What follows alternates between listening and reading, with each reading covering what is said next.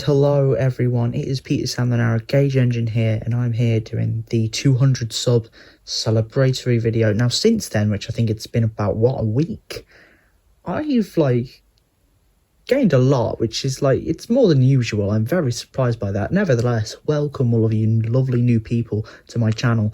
I hope you find happiness and feel included here, because that's what this is about. It's about, us all celebrating over this one fucking thing that we all like. I don't know why I just went into some sort of motivational speech. Now, my top 20 Thomas crashes. I'm sticking to classic series, obviously.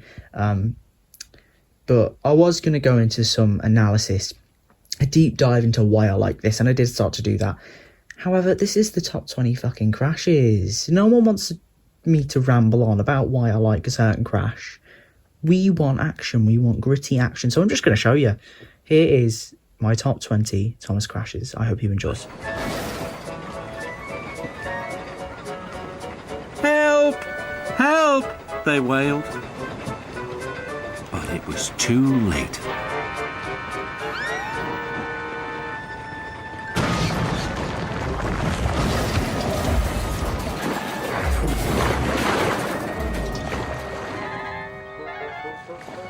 Jack scooped a bucket full of rock.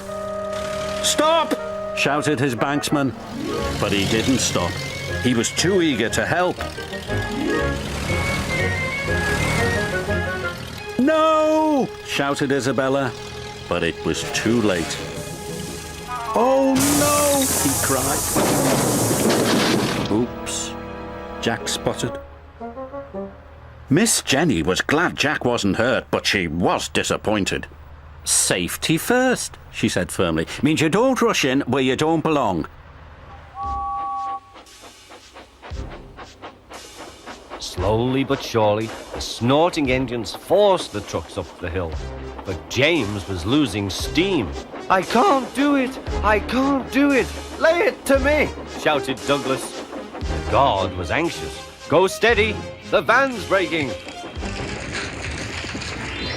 The van was in pieces.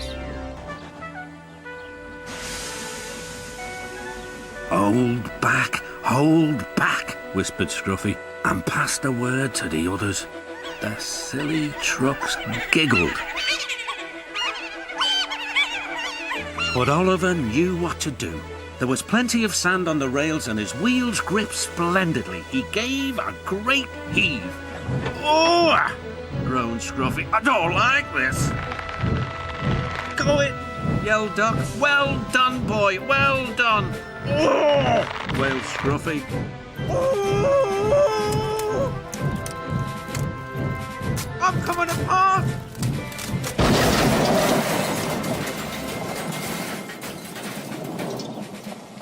And he did.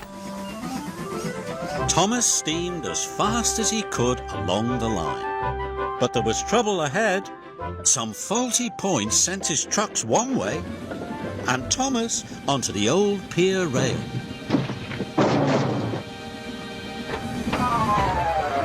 The trucks were delighted. "He's fallen in the water!"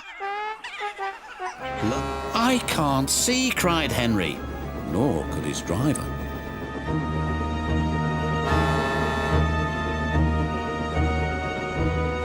When he could, it was too late.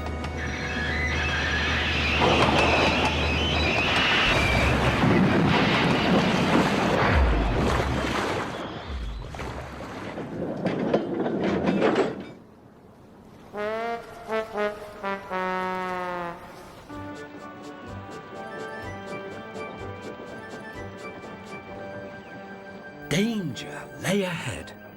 "Now for our plan," giggled the trucks. "Go faster, go faster!" "Slow down," called Thomas's driver, and applied the brakes.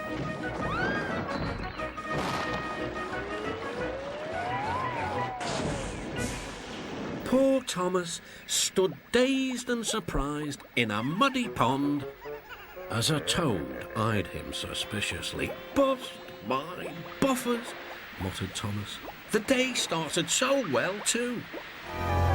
Cranky and the big engines were trapped at the docks. "We're sure to be safe in this shed," said Duck. But he was wrong. The engines had no idea that they were about to be put in great danger by an old tramp steamer. It was out of control and running aground straight into the sheds.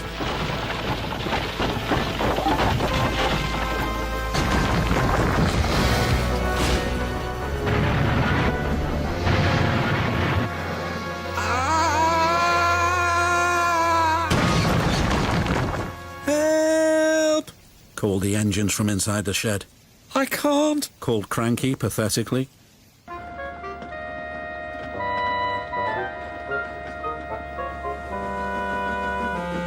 Peter Sam duly waited at the bottom of the slope for the loaded trucks. He never bumped trucks unless they misbehaved, but the loaded trucks couldn't see him properly. They thought he was Sir Handel. A chance for trickery had come. "Faster! Faster!" they yelled. "No, no!" wailed the empty trucks. "It's Peter Sam." But it was no use. "Hurrah! Hurrah!" roared the trucks. Peter Sam shut his eyes.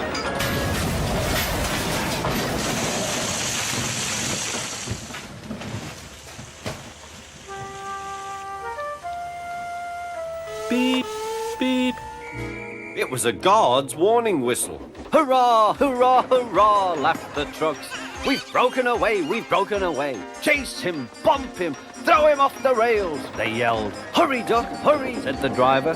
They raced through Edward's station, but the trucks were catching up. "As fast as we can, then they'll catch us gradually." The driver was gaining control. "Another clear mile and we'll do it." "Oh, glory, look at that!" James was just pulling out on their line from the station ahead. Any minute there could be a crash. "It's up to you now, Duck," cried the driver. Duck put every ounce of weight and steam against the trucks.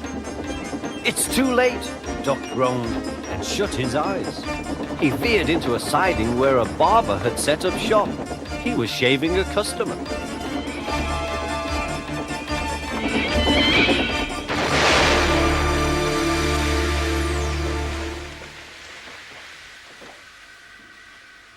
The silly trucks had knocked their guard off his van and left him far behind after he had whistled a warning. But the trucks didn't care. They were feeling very pleased with themselves. When Toby arrived, he saw the lorry from the quarry again. It was loaded with rock. "That lorry's in trouble," thought Toby. And he was.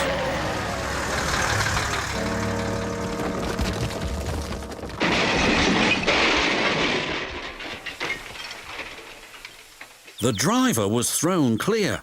"Rotten roads," he muttered. "What right has he to poke his funnel in here?" they grumbled. "We want Duck, or Donald, or Douglas."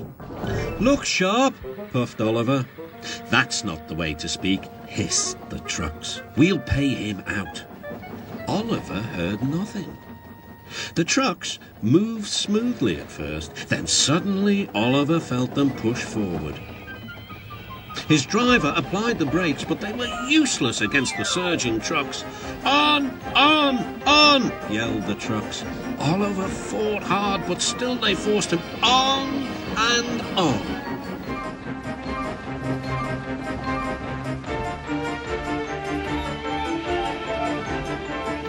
At last the trucks grew tired. "I'm winning," gasped Oliver.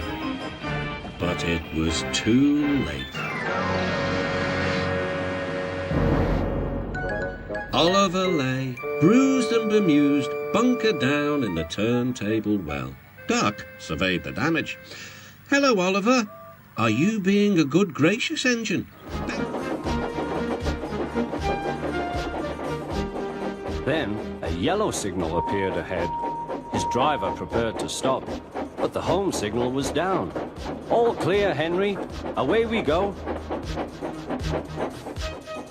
They couldn't know the points from the main line to a siding were frozen, and the home signal should have been set at danger, but snow had forced it down. A goods train was waiting in the siding to let the flying kipper pass, and the driver and fireman were drinking cocoa in the brake van. "The kipper is due," said the guard.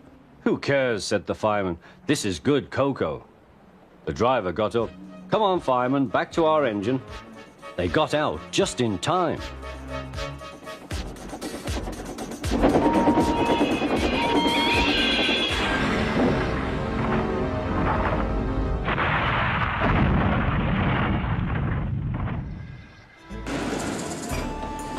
Diesel didn't know the shunters had set the brakes on the trucks.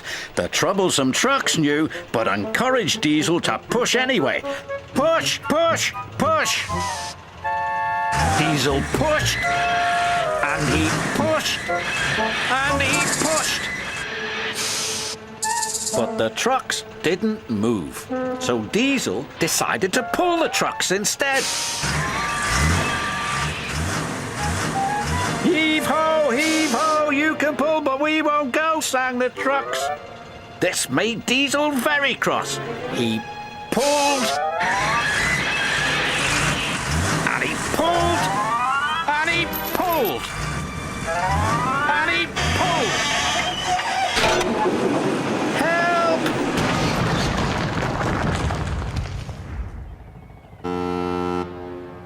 Grease and oil, Diesel sulked. Then there was trouble. As Gordon approached the new station, neither the driver or fireman could apply his brakes. Something had jammed. The driver reduced steam, but Gordon was still going too fast.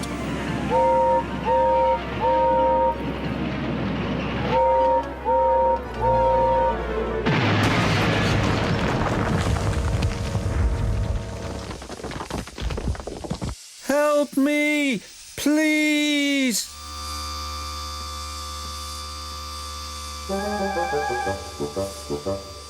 Well, Gordon, said the Fat Controller, I knew you wanted a panoramic view, but this is not the way to achieve it.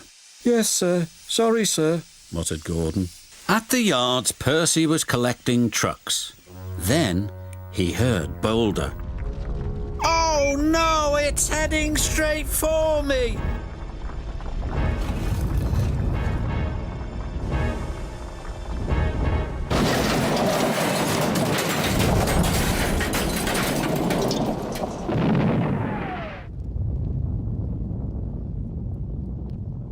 When the Fat Controller inspected the damage, he decided to close the mine. Then he looked at Boulder.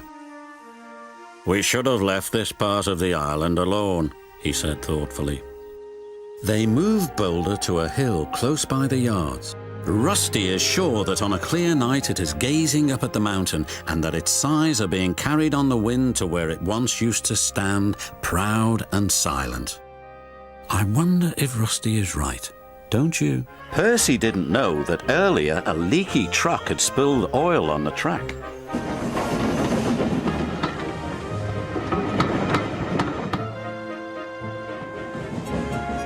When he approached the chocolate factory, his driver applied the brakes, but Percy's wheels just skidded on the oily rails.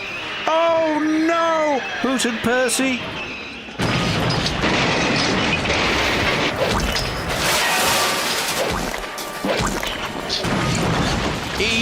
Yuck! He groaned. I've never been this dirty. He was covered from funnel to firebox in sticky, gooey chocolate. Back at the sheds, everyone thought it was very funny. You look good enough to eat, Thomas hooted. Pudding, Percy, teased James. Chalk ice on wheels, chipped in Henry. Disgraceful, said Gordon pompously.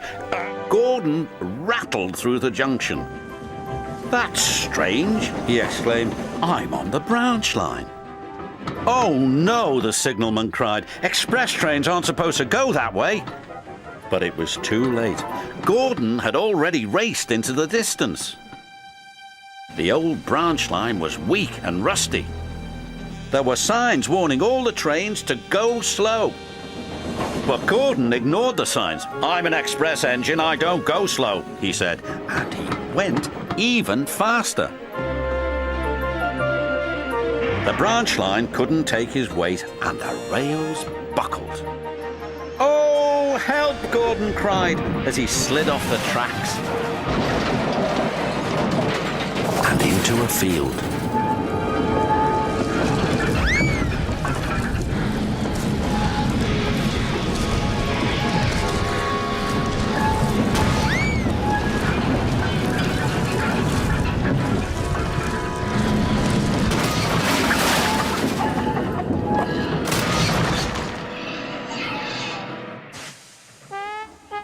No one was hurt, but poor Gordon felt very undignified. Oh, shiver my boiler, cried Oliver. His driver applied the brakes. Is there a problem, Mr. Oliver? Yes! There is! That could have been a little smoother. Oliver felt awful. He thought the children would be upset about their snowman. I had a race with Bertie once. I whooshed through the tunnel and stopped an inch from the buffers. Then Thomas made his mistake. Just like this, he boasted.